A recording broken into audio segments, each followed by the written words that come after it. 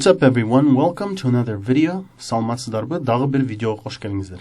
As I've been promising for a long time to make a video about Coursera, it's finally time to do it. Мен көптөн бери ушул Coursera курстары жөнүндө айтып берем деп убада берип келем. Бир окуучубузга мынакей ошол видеону жасап жатам. So, what is Coursera? Coursera бул эмне? Биринчиден, эгер интернетте бекер 1 сом акча төлөбөй, bir кандайдыр бир кесиптин ээси же бир кандайдыр бир курсту алам десеңиз, Coursera бул өтө ыңгайлуу, өтө жөнөкөй жана өтө пайдалуу ресурс, платформа десем болот. Биринчиден Courseraга киребиз. Бул жака жазабыз coursera.com. Courseraга кирдик, ал жака кирсек, могул жерде бүт бизге көрсөтүптүр. Айта кетчү нерсе, курстар ар кайсы тилде бар.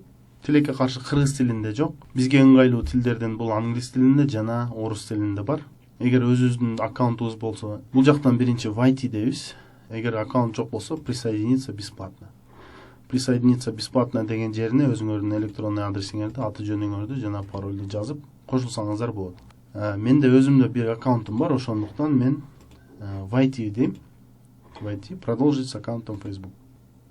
Анан бул жерде өзүңүздөрдүн мына панель, the control panel, да.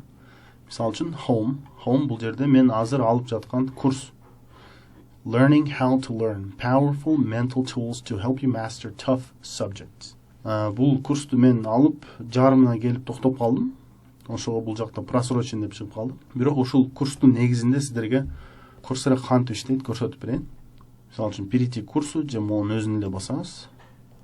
Бул жака келсек, могул жерде бүт 4 жума окуй турган программа, анан эмнелер окулду, эмнелер калды, бүт бары бар. Мисалы үчүн биринчи неделе. Кыскасы ушул мына мен өткөн прогресс, мисалы үчүн мен биринчи неделяны бүтүрдүм да. Эгер мен мисалы үчүн биринчи неделяга кирсем, мынакей. Бул жерде эмнелер бар, кайсы сабактар бар, баары жазылып турат, көрүнүп, Мисалы үчүн мен ушулардын баарын өттүм, мына жашыл болуп турат. Дагы бир жолу кайталап кетем, бул толугу менен бекер. Алып окуй бересиңер. Мисалы үчүн ушул курс Learning how to learn. Бул аябай сонун курс. Бул курс жөнүндө мен бир иш-чарадан билип калып, анан ошо өтөйүн деп чечкем. Learning how to learn деген үйрөнүүнү үйрөнүү деген курс экен да. Мисалы үчүн video Introduction to the Focused and Diffuse Modes. Ошол өтө көңүлдү буруп жана көңүлдү анча деле бурбай ойлонуу жөнүндөгү ошол кириш сөзү. What do you do when you just can't figure something out? Эң сонун жагы Coursera-да. Мисалы үчүн киши айтып аткан нерсени бул жакта окуп карап турсаңар болот. But living brains are a lot more complex. It turns out though that if you understand just a little bit of some of the basics about how your brain works, you can learn more easily and be less frustrated. Паузага коюп туруп, мисалы үчүн монту басып, кайра келсеңер болот айткан жерине. Ошону эле сактап койсоңор болот. Айткан сөзүн сактап койсоңуздар, мояктан чыгып калат. Баары өтө сонун, ыңгайлуу. Кийинки видеого өтөбүз, ошентип көрөбүз. Жакшы жагы мына айтып аткан жеринен текст. Welcome to learning how to learn.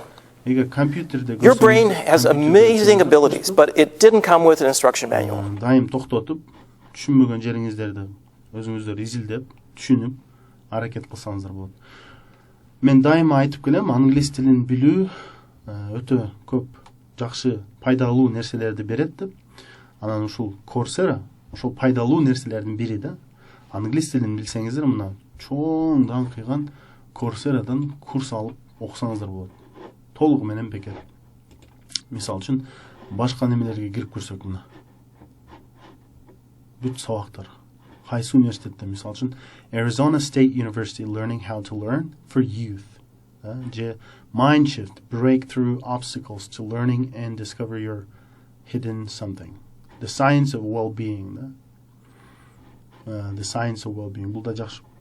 Кыскасы толтура немелер бар. Мисалы үчүн мына HTML, CSS and JavaScript for web developers. Мисалы үчүн азыр мен өз алдымча ушул HTML менен CSS-ти үйрөнүп көргөнү чечтим.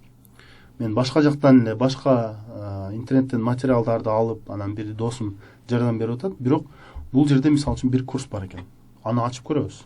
Аны ачып көрсөк, бул жерде программа курсу, проекти бүт баары бар экен. Толугу менен бекер ушул курсту өтсөңүздөр болот. Бизде эмне үйрөтөт? HTML үйрөтөт экен, JavaScript үйрөтөт экен, CSS frameworks, анан cascading style sheets. Ушулардын баарын үйрөтүшөт экен. Аябай сонун программа курсу дейт. Программада Introduction to HTML5, HTML5ке кириш сөз, CSS 3. Мен азыр мисалы үчүн могул жерлерде жүрөм да. 27 видео дейт. 27 видеонун ичинде ушуларды үйрөтөт экен да. Булар аябай сонун нерселер. Мунун баары бекер. Эми кайра мен алып аткан курска кайтып келсек, ар бир курсту өткөндөн кийин, ар бир бөлүктү өткөндөн кийин тест болот. Мисалы үчүн тест болот. Кайра баштасам болот могул жерде. Бул тестти мен өткөнмүн, бирок ушул өткөн нерсемди кайра тест кылам да. I need a reliable internet connection to submit my quizzes and assignments, and it's a good idea to keep a backup copy of my work to prevent it being lost. True, false. Okay, true, false, whatever. I don't know. I'm invited to participate. И ошентип кетет экен. Сонун тесттер бар. Бул эми курска кириш сөз боюнча тест экен. Муну мен өткөм. Мынакей кыскасы ушинтип окуй бересиздер. Менимче мен толук маалыматты айтып неме кылдым болуш керек. Сиздер өзүңүздөр дагы алып көрсөңүздөр болот, кайсы бир курсту. Ошондой эле эгер орус тилди жакшы билсеңиздер, орусча деле алсаңыздар болот. Болгону кээ бир англис тилинде жасалган курстар орус тилинен которулган. А кээ бир курстарды россиялыктар жасаган. Бул жактан чыгып өзүңүздөр изилдесеңиздер боло берет. Мисалы үчүн Coursera деп туруп, могул жерге жазсаңыз болот. Сизге кызыктуу нерсени. Эгер орусча билсеңиз, мисалы үчүн орусча программирование деп жазсаңыз, программирование деп жалпы эле издеп көрөбүз. Анан мына бул жерде бизге эмне чыкты? Бүт курстар чыкты. Спортивное программирование, введение параллельного программирования с использованием OpenMP и MPI, основы программирования на питоне, погружение в питон, iOS разработка. Кыскасы сиздер үчүн муну баштапкы курстар, баштапкы маалымат, баштапкы билимди бере турган толтура бекер курстар бар. Well, I hope I answered all of your questions regarding the Coursera. Please, if you have any further questions, you can also comment and ask. I'll try to answer them.